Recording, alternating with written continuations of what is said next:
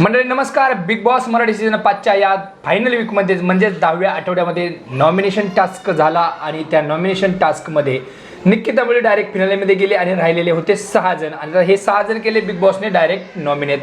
Nikki nominate नव्हती. तर आता या 6 जणांपैकी कोण जाणार फिनालेमध्ये आणि कोण राहणार डायरेक्ट घराच्या बाहेर जाण्यासाठी सज्ज. तर त्याच गोष्टीने वोटिंग ट्रेंड्स केले होते संपूर्ण महाराष्ट्राने आणि संपूर्ण महाराष्ट्रभर या वोटिंग ट्रेंडचा नक्कीच बोलबाला असेल की मागच्या वेळेस सुद्धा वोटिंग करून एक गोष्ट घडली. ती जी गोष्ट आहे ती मी तुम्हाला व्हिडिओच्या शेवटी सांगणार आहे. तत्पूर्वी आपण आजच्या या व्हिडिओला जर आपण लाईक केलं असेल तर लाईक करा, शेअर करा आणि सबस्क्राईब करायला विसरू नका आपल्या चॅनलला. तर बिग बॉस मराठी सीझन 5च्या या आठवड्यामध्ये सर्वात खाली म्हणजेच नंबर 6 वरती जे आहे ते आहेत वर्षाताई उसगावकर. वर्षाताई उसगावकर यांना तुम्हाला माहिती असलेल्या नक्कीच ज्या गोष्टी आहेत त्यामुळं वर्षाताई आहेत नंबर 6ला, कारण त्यांचा कंटेंट दिसत नाही मित्रांनो, हे तुम्हालाही माहिती आहे. तरी पण बिग बॉसने या शेवटच्या आठवड्यापर्यंत वर्षाताईंना आणलं हेच खूप आश्चर्यकारक आहे आपल्या प्रेक्षकांसाठी. परंतु नंबर 5ची जर गोष्ट करायची ठरली तर नंबर 5ला कोण असेल बरे?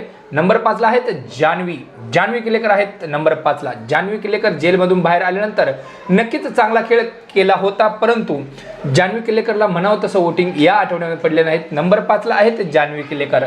नंबर 4ची जर गोष्ट करायची ठरली तर मित्रांनो प्रत्येकाला वाटत होतं की कोल्हापूरचा रांगडागिरी हा नंबर 2 वरती असू शकतो वोटिंग ट्रेंड्समध्ये. काही आठवड्यात होता सुद्धा, काही ट्रेंड्समध्ये नक्कीच डीपी दादा हे 2 नंबरला होते. परंतु आता या वोटिंग ट्रेंडमध्ये वीक 10वाचा जो वोटिंग ट्रेंड्स आहे याच्यामध्ये डीपी दादा आहेत नंबर 4ला. नंबर 4ला डीपी दादा असल्यामुळे नंबर 3ला कोण असणार? तर नंबर 3ला आहेत अंकिता वालावलकर. अंकिता वालावलकर यांना वोटिंग तर पडलेलं आहे 3 नंबरला, परंतु शॉकिंग नक्कीच ट्विस्ट भाऊचा धक्का होऊ शकतो की काय हा नक्कीच पाहायला लागेल.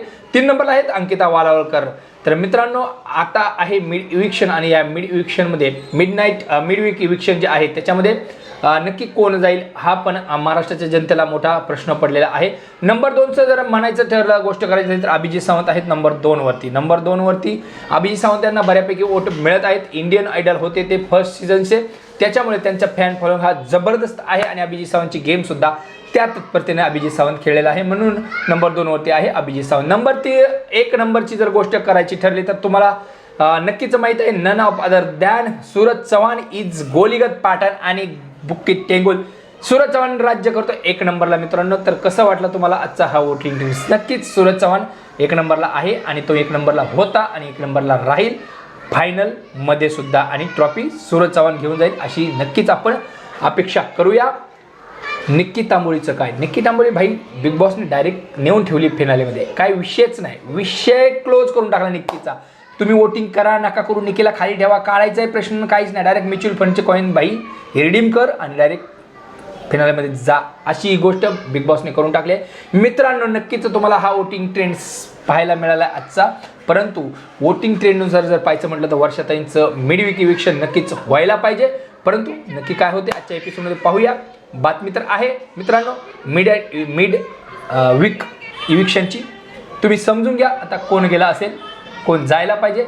संपूर्ण महाराष्ट्र याचकडे डोळे लावून बसलेला आहे. पाहत राहा बिग बॉस मराठी लाईव्ह.